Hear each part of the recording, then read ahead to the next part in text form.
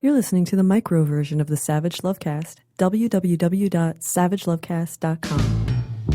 If you're stuck in a relationship quandary, or if you're looking for sexual harmony, well, there's nothing you can't ask on the Savage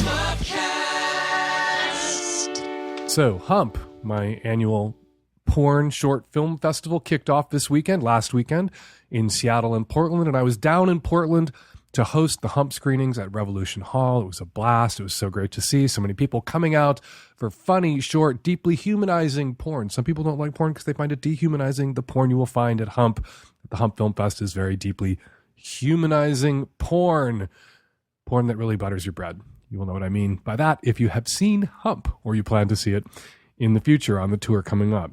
I mentioned Hump on this day of all days because I spent most of my time at Hump apologizing to the folks in the audience. Because here's the thing, every year we do the call for submissions for Hump. We invite filmmakers to make 5-minute or less short porn films, and they can be erotica, it can be hardcore, it can be humor, it can be softcore, really it can be anything. And we put together this porn festival. And every year when we do the call for submissions and we invite filmmakers to create these films, we invite them to include a prop or two in their movies. It's just their way of burying an Easter egg here and there for audiences to look out for. And then audiences, when they see them, are like, look, they made this film just for us, just for Hump. Isn't that awesome? There's that thing. There's that prop we were told to watch out for. There it is. And here's the thing.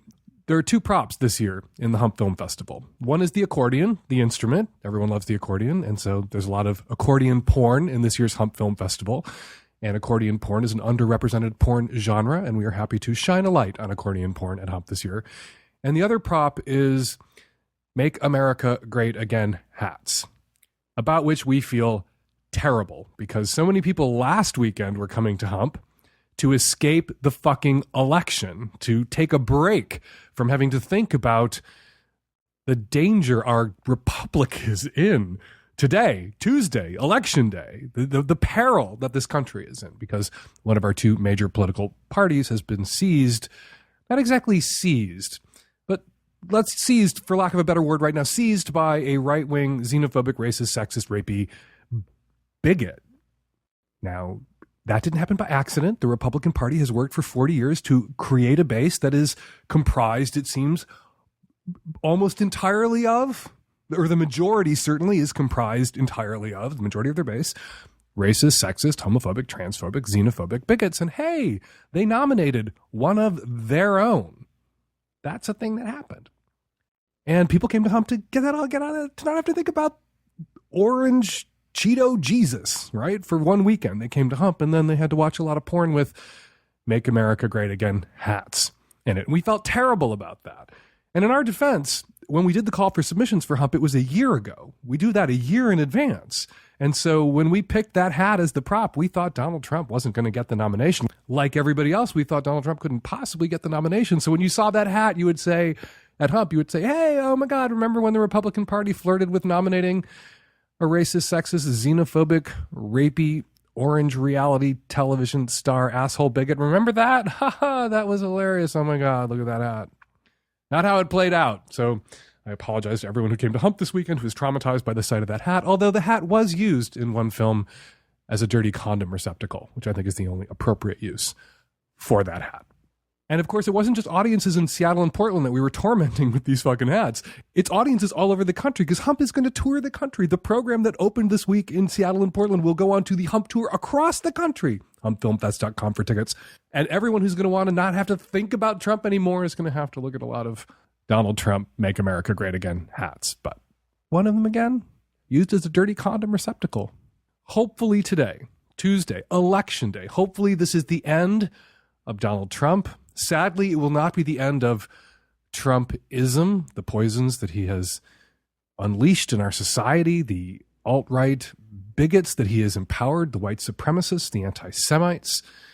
We're going to be dealing with the repercussions of the Trump disaster for a long time, but hopefully Trump is going to be dispatched today by the voters. I said repeatedly when people were predicting a Trump victory because he did so well in the GOP primaries that the American public is not the GOP base and vice versa. And I am confident today, as we go to the polls and continue going to the polls, lining up for hours in some places to get to the polls in states where Republican legislators and governors have made it as difficult as possible for people to vote, particularly in minority communities, and fuck them and fuck that. I am confident that Trump is going to lose. I am confident because the American people are not the GOP base, thank God, and vice versa, thank fucking God. I voted myself today, shortly before we recorded today's show. I sat down and voted. I filled out my ballot, voted for a woman for president for the first time in my life, was proud to watch my son across the dining room table, 18 years old, his first election, voting for the first time, voting for a woman. Happy to see that. I had to get to 52 before I could vote for a woman for president. He only had to get to 18 before he could vote for a woman for president. His first vote, a woman for president. And right now I'm thinking of all the kids out there, young enough that their only living memory of a president is a black man, and their memory going forward, the next president that they're going to be aware of is a woman.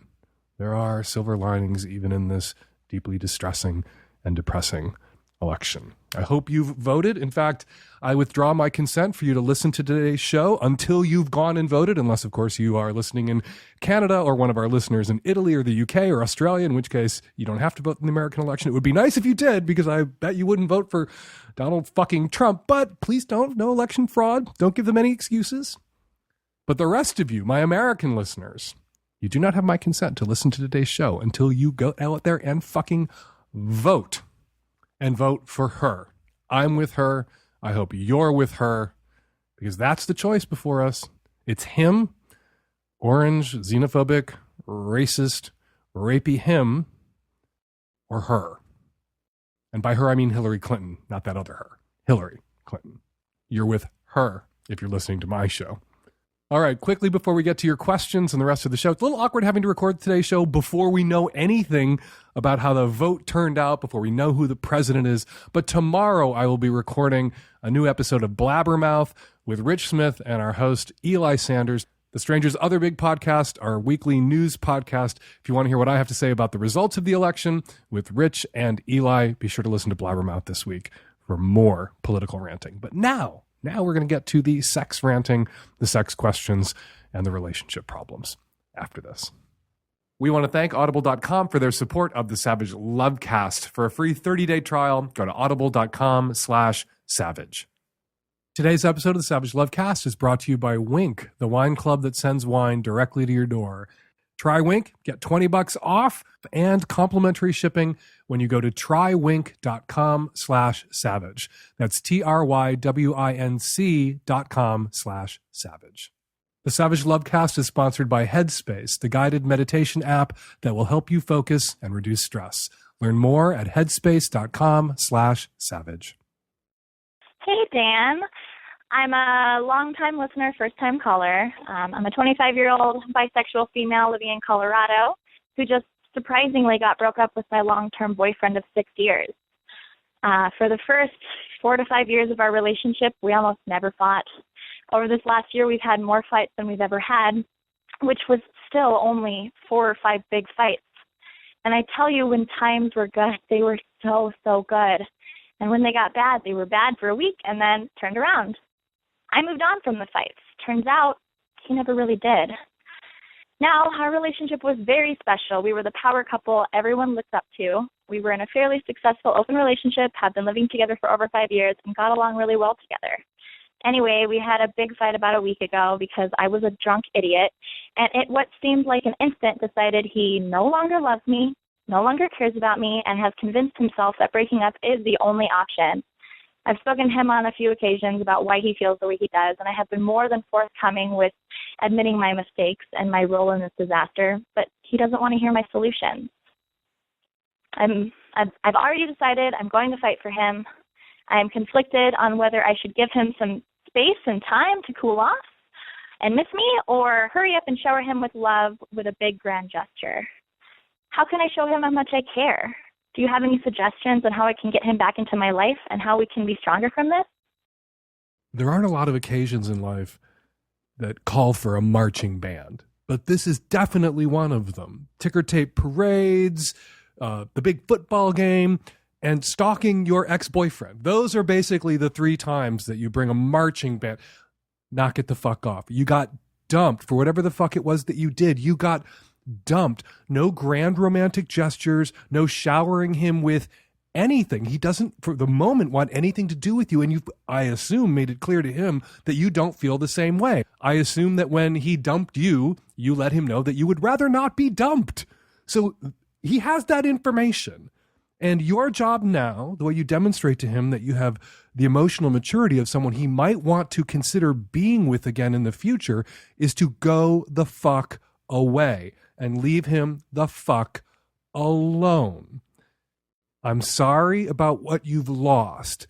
You've lost him, and you say you loved him and it was really great together. You've also lost, it sounds like you're kind of invested in this aspect of your loss too, status.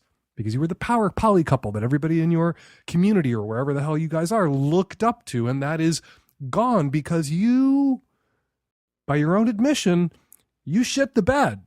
You screwed the pooch.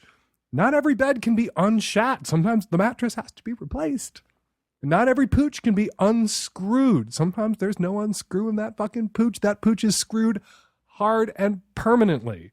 And the only person who can determine in this case whether the mattress needs replacing because that bed can't be unshat or that pooch can actually be unscrewed is your ex-boyfriend. And it's up to him whether he sees you again.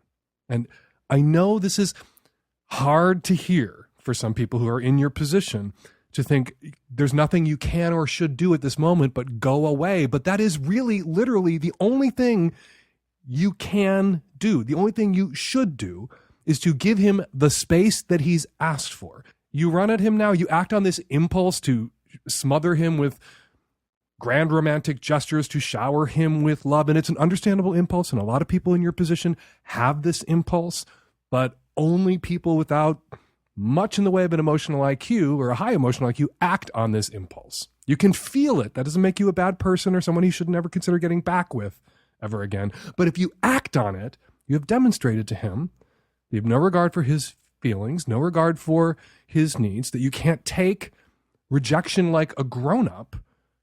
And it's like the grown-up part that's important in that sentence, because we want to be with people when we're grown-ups who can take X, Y, or Z like grown-ups. And if you want to win him back, take the dumping, take the breakup, take him at his word and take it all like a grown-up. And then maybe in time he'll come to see that you are indeed the grown-up that he would like to be with. But no marching bands, girl. Girl, you've been dumped. Listen to your call all over again and pretend it's a guy saying all of these things. And you would see what was so creepy and stalky about it. Because creepy stalky tends to leap out at us when it's a dude, when it's a guy's voice. What you're doing and what you're suggesting, of course, doesn't exist in a context of continuous male violence directed at women, but it is indeed creepy stalky behavior. Drop it. Hello, Dan, and the tech-savvy at-risk youth, 34-year-old bisexual from Canada. After indulging myself in your podcast, I ventured out into inviting more satisfying sex into my life. This involved my natural inclination to be submissive. I met a Dom on Tinder a few weeks ago, and he told me to meet him in a bar. I enjoyed his company, and then he led me back to his place. He was very aggressive and showed me how to suck him off and inflict pain on him. Very enjoyable. Then he had me ride him. So herein lies the problem. I am a small girl, under 5 feet, 125 pounds, not in the best shape. My stamina was not to par. It was evident he was not pleased. So a few days later, he said we could discuss the evening. He told me he needed me to be in better shape. I agreed and looked forward to some actual motivation to do so. Okay, so reflecting throughout the day yesterday, I told him I was not satisfied with sex, and I was used to having oral and also felt shamed. He said that it would be sexy for him to watch me slowly get stronger and better in bed, but the messages have a minimal sense. I told him that since I told him I didn't feel like I had enough incentive to really put effort into getting back into shape on his terms. I felt like he had just given me a gracious public service announcement to inform me I was a tubby. He didn't make me feel nurtured or safe or even a promise of that. Then he told me he needed me to find a woman for us to be with. I've lost some self-worth because of this and couldn't imagine being sexy enough for this. I went to the gym yesterday and ate entirely clean all day long. My body looks different in the light of this experience. I want to throw in the towel on finding a dom. I want the pain emotionally and physically, but when does the pleasure and praise come in? This dude. You met an asshole. This guy, you met him. You had one sexual encounter with him. He then felt entitled to give you a report card on your stamina and your performance and to rate your body, and then suggested that he might like to be with you, but you're going to have to go find him another woman to be with you both.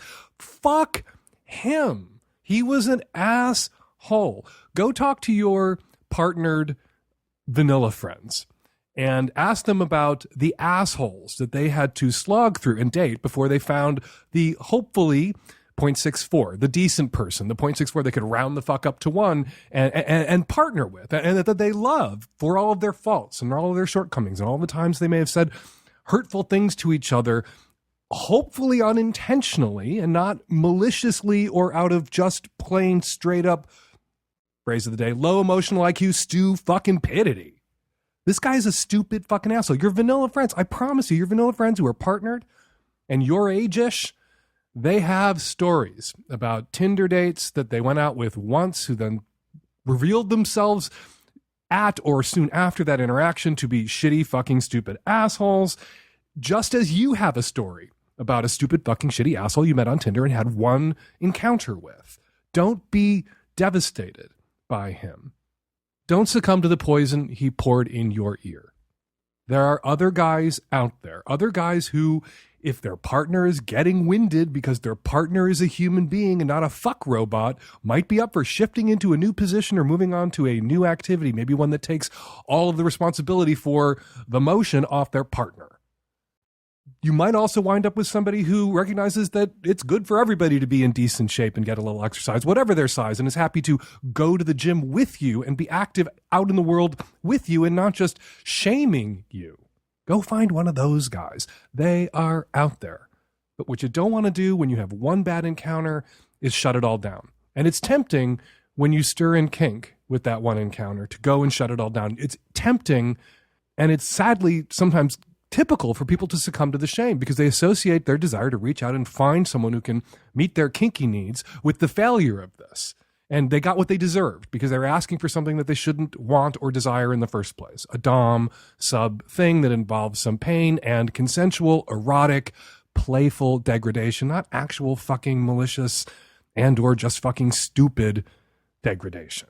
So don't succumb to the kink shame either. And keep it in perspective. Talk to your partnered friends. They all have stories about guys and women just like this guy.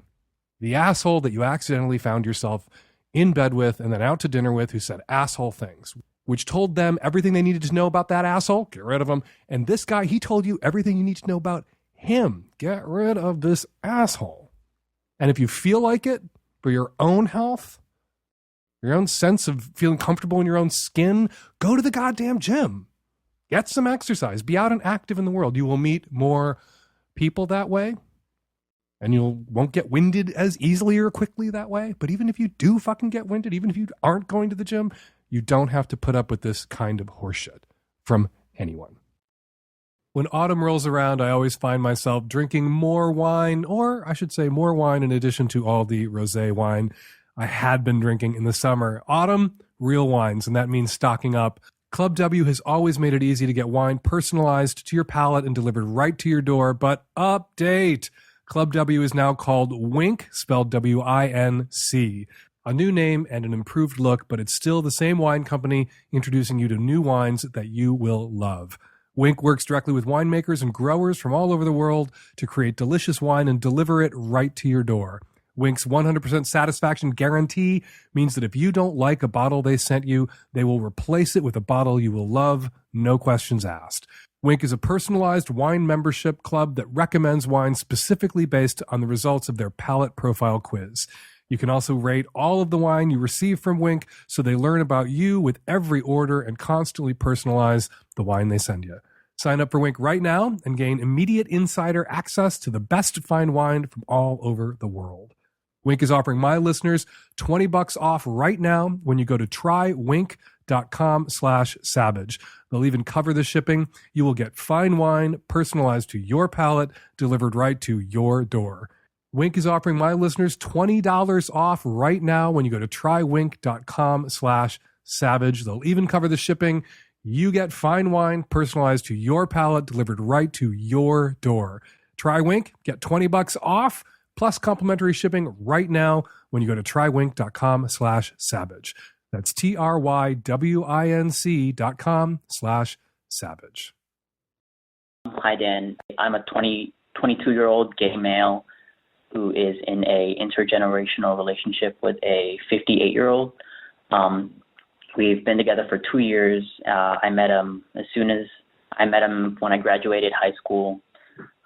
We were talking for a couple months before then, and things were basically going great for a year and a half. It didn't really set down to me that I was with a 58-year-old. It just felt like I was pursuing my desires. But recently, I came out to my parents and came out to my sister, and it was kind of a horror show. My sister said she accepted me, but I can tell that when she actually met the guy that she was really uncomfortable, and my parents thought that I had made a huge mistake being with the guy. And recently I've just been having a lot of emotional issues. It seemed like I've been ignorant for a year and a half, and just now I'm starting to realize, it's been 2 years. This is a long-term relationship at this point, and I've just been feeling kind of like a weirdo, and I've even started to feel like he sort of took advantage of me, even though that isn't the case because I pursued him. But I just feel really anxious and weird, and I'm so confused. I don't even know what the question is.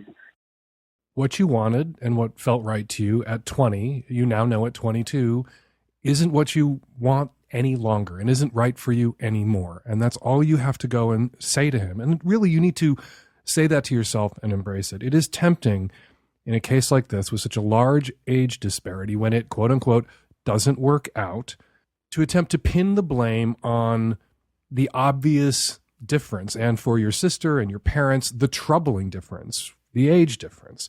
You could have met somebody when you were 20 who was 21, who'd been out for 6 years, and you were just coming out, and that person took advantage of your naivete and the fact that you were just coming out, and they were controlling and manipulative. And you would be in this same place, but then you wouldn't be able to pin the blame on the age difference. You wouldn't be able to ascribe to his age his fault. You say you're in a long-term relationship, and 24 months is pretty decent, a good go. 24 months, 2 years, low end of longish term. When you've been in a relationship for 20 years, 2 years looks like the low end of a longish term relationship. So you were dating this guy. You were getting to know this guy. You were figuring out if he's who you wanted to spend the rest of his life with. And you realize in those 24 months that no, he's not who you want to spend the rest of your life with. And so now it's time to shake hands and part ways.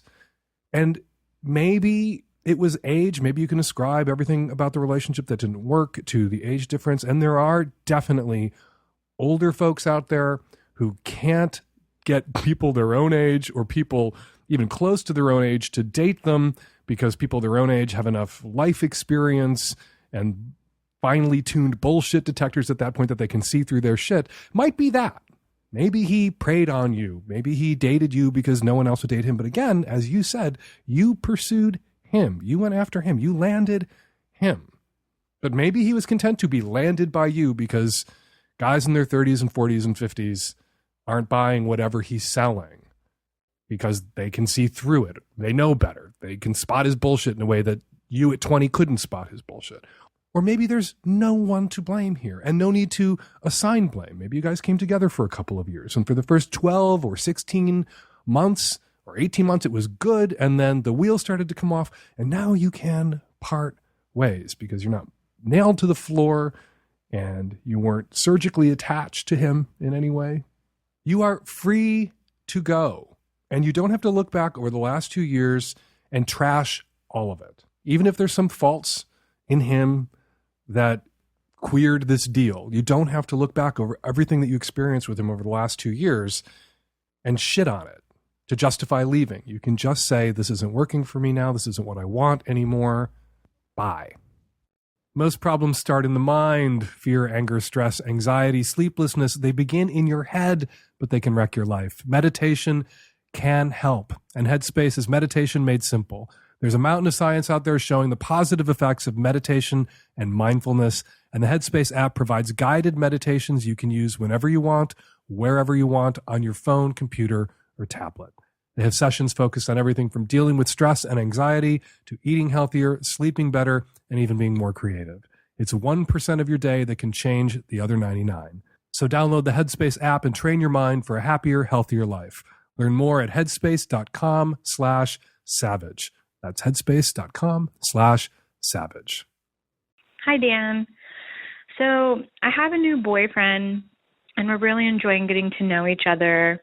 He's been really great at communicating in the bedroom, which is something that I've consistently struggled with.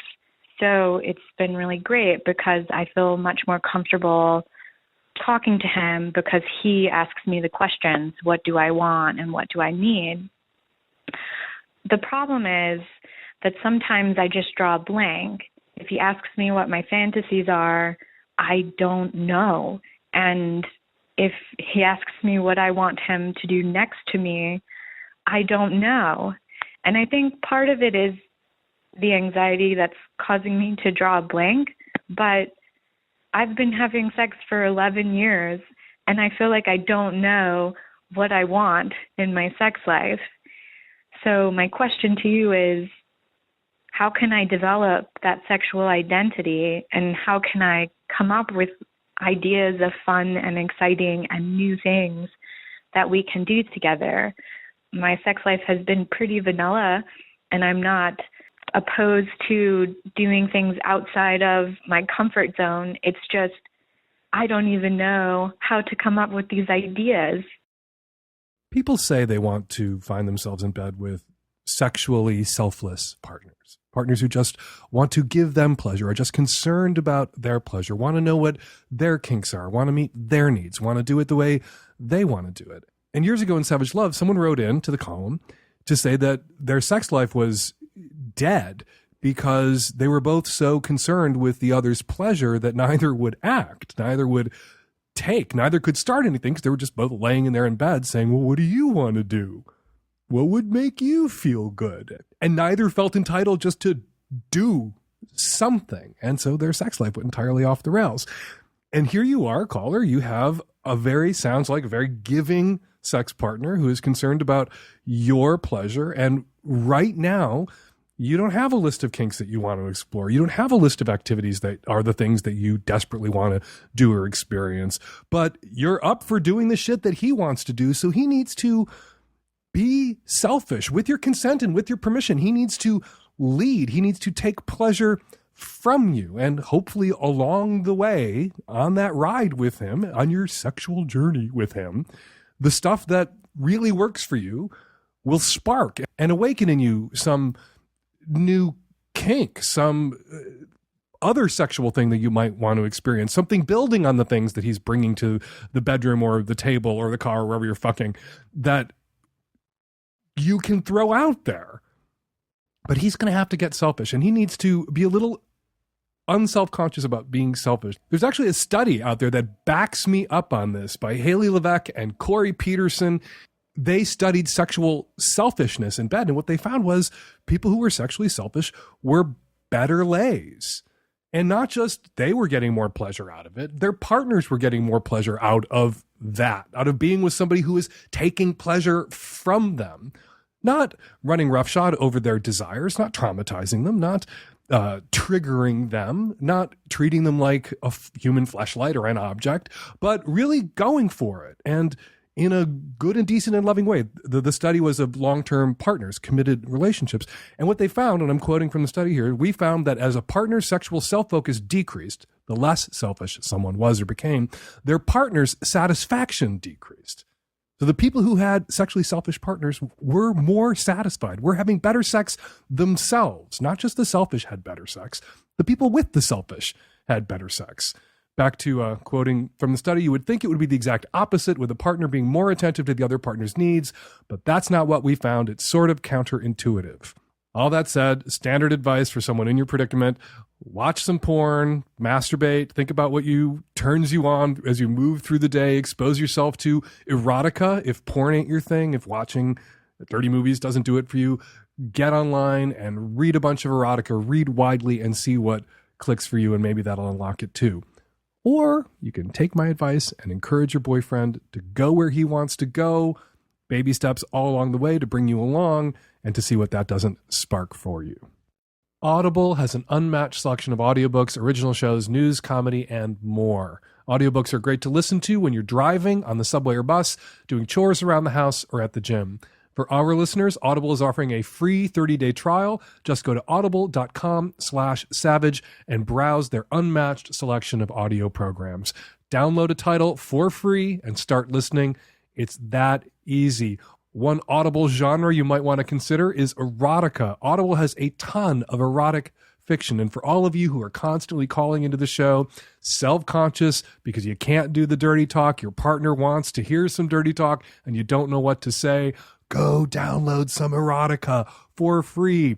Pop it in your ears and it'll be coming out of your mouths in no time. I guarantee it. Once again, for a free 30-day trial, go to audible.com/savage. That's audible.com/savage. Hi, Dan. I am a 30-year-old gay male calling from the New York City area, and I have been in a long-distance relationship for about a year with my boyfriend, and he's a great guy. We have a lot of fun together. He's very attractive. We're very trusting. I think one thing that I have noticed is in terms of our sexual chemistry, it's definitely there for him, but I don't feel it's there for me. Every time I see him, we see each other about every 3 weeks. We have sex, but I realize that usually after the first time we have it, and if I'm there for like 3 or 4 days, that's really all that I want. And even sometimes when we're lying in bed, he initiates and I really don't want to have sex. And I really think that in terms of him just turning me on, he just really doesn't do it for me. I still think he's an attractive guy, but I guess what I'm asking is it possible for me to think he is a good-looking guy but just not have that sexual attraction? I am a very sexual person.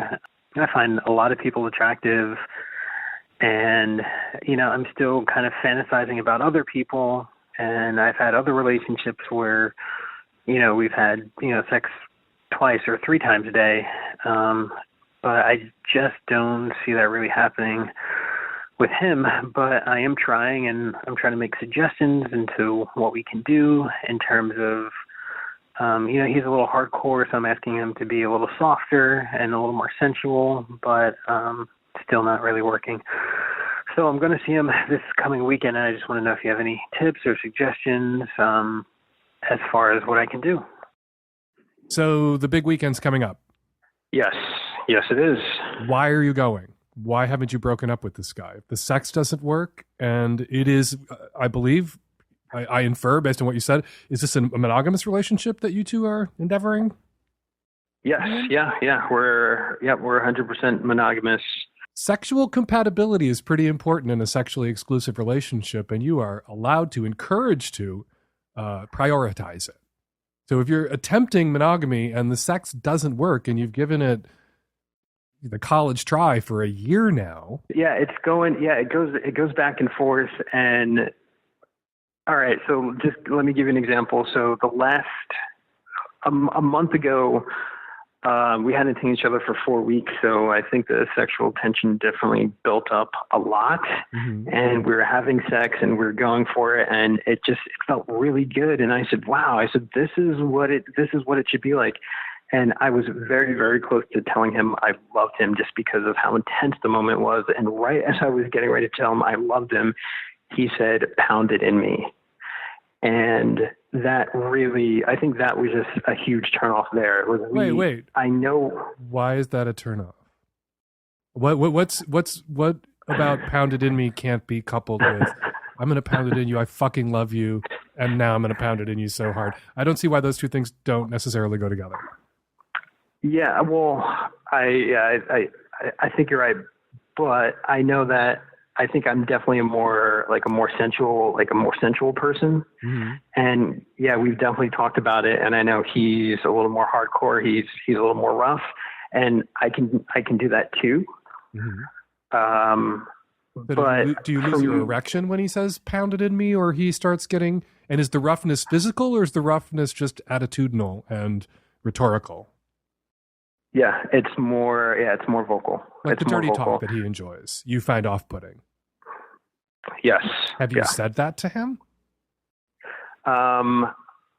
No. All right, then. No. I take it all back. You don't have to break up with him. You haven't actually given it a college try.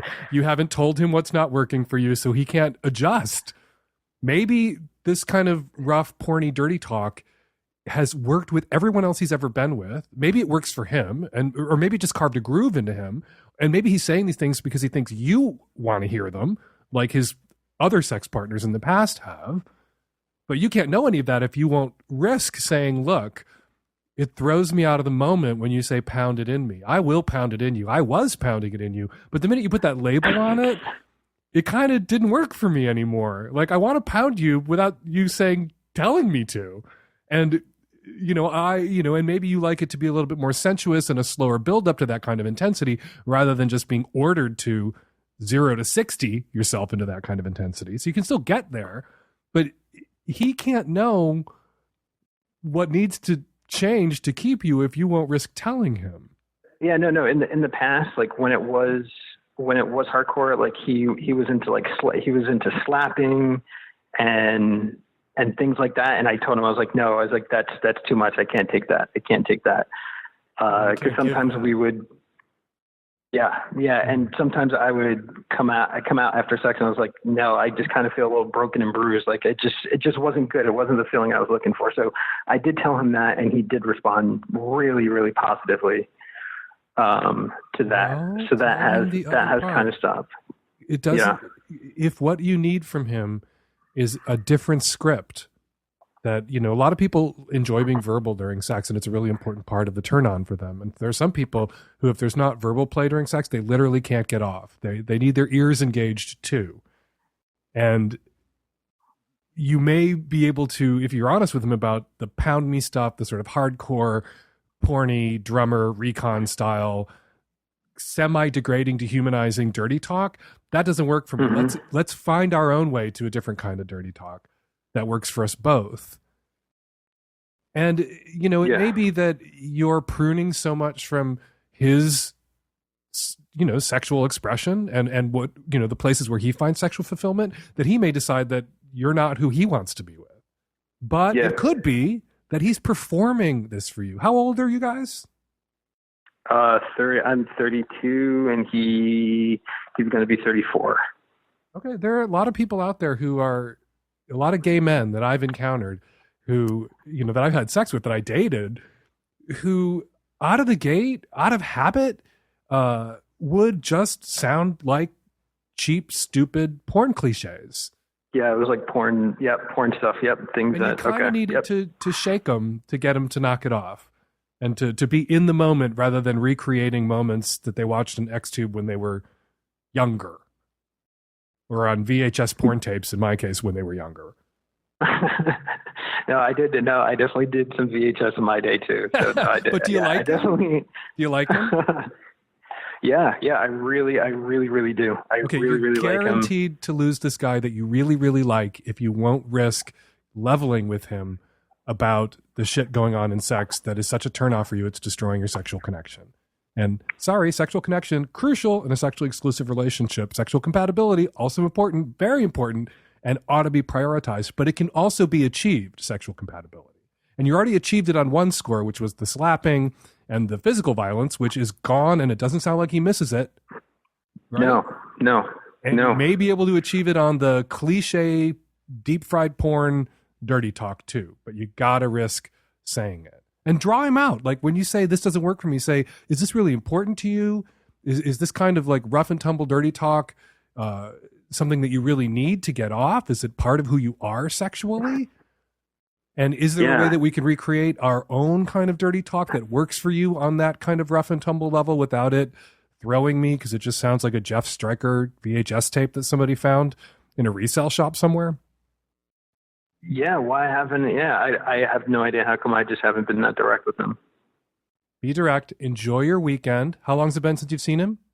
2 weeks. Okay, pound the shit out of him, but don't say it like that. Have fun. Not like that. Connect sexually, and be honest with him. Talk with him about it. Say, this is a real problem for me, and it's really affecting my ability to connect sexually with you. And if he likes you too, and likes you as much as you like him, I'm sure you guys can work it out. And I think the most important thing is creating your own script, creating your own narrative, having your own dialogue that's about who he is and who you are, not about who guys in porn were that he imprinted on.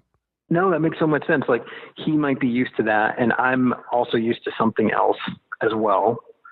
So I'm just bringing what I know, and he's bringing what he knows. Exactly. Yeah. People don't snap together. You have to carve grooves into each other until you fit together. Yeah. And that takes action and intentionality and dialogue. That doesn't just happen all on its own. Okay. Good luck. I'm excited. Thank you. Thank you so much. You're welcome. I am a 20-something female, straight, and my question is, I broke up with my high school sweetheart a year and a half ago. We split because of basically his lies. He lied to me mostly about just like anything and everything. I dealt with it for 6 years, and finally just enough was enough. And I kicked him out. He left. I haven't spoken to him. I haven't seen him barely.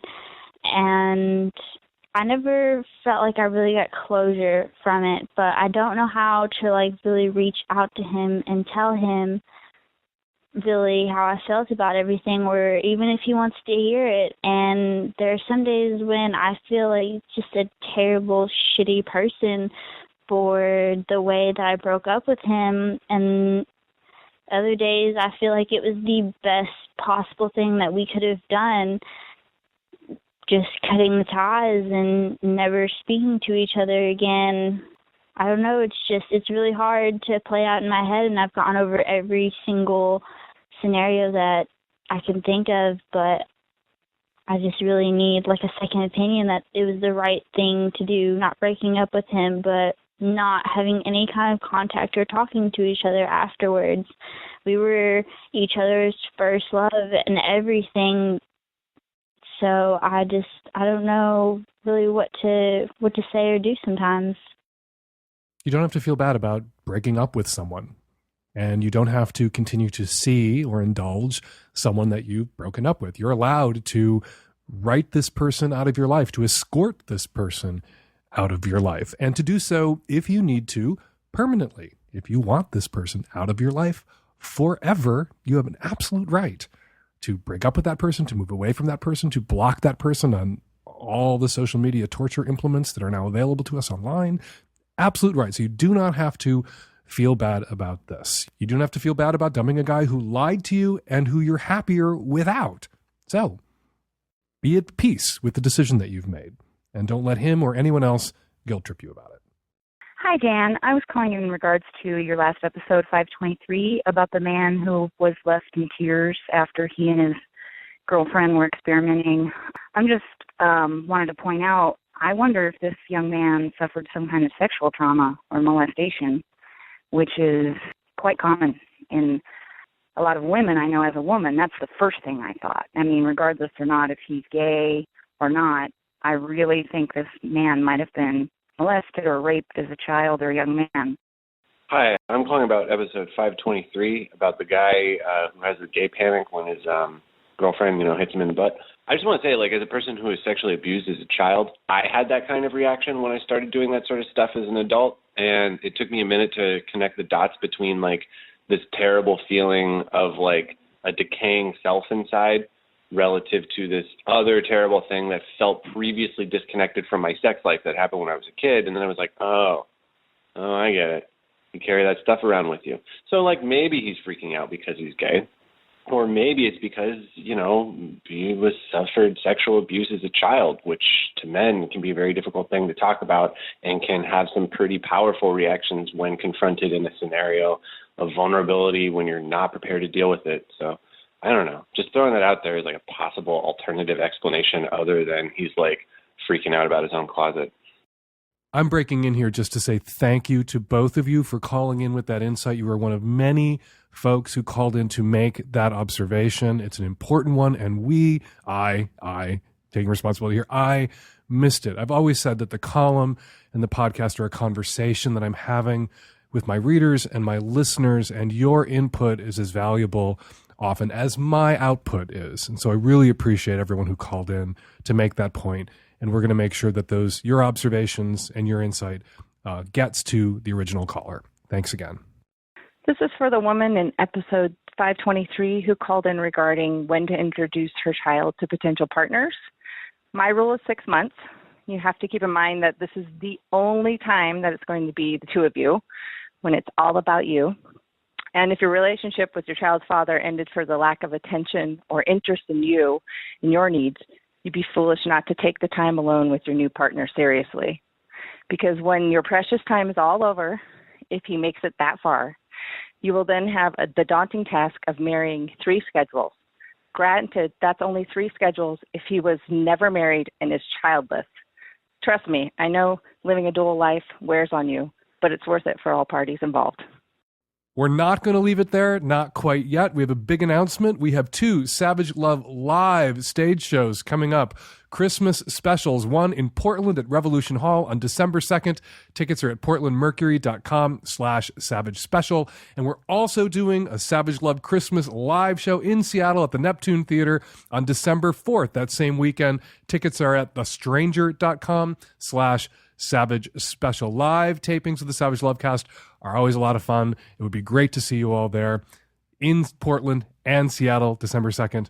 Portland, December 4th, Seattle. All right, we're going to leave it there. 206-302-2064 is the number here at the Savage Lovecast. If you want to record a question or a comment, and your comments are always welcome, give us a buzz, 206-302-2064. Follow me on Twitter at Fake Dan Savage.